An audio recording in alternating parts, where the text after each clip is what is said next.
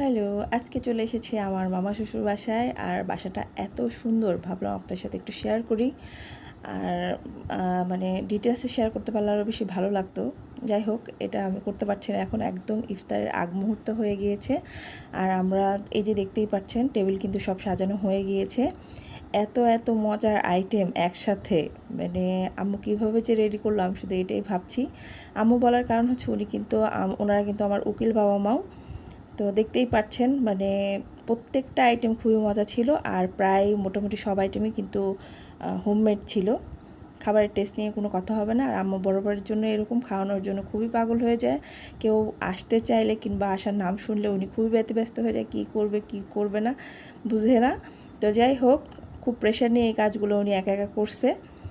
আলহামদুলিল্লাহ for everything. আমরা সবাই ইফতার শেষ করে পরে একটু গল্পগুজব করে আবার রাতে বাসায় ব্যাক করেছি।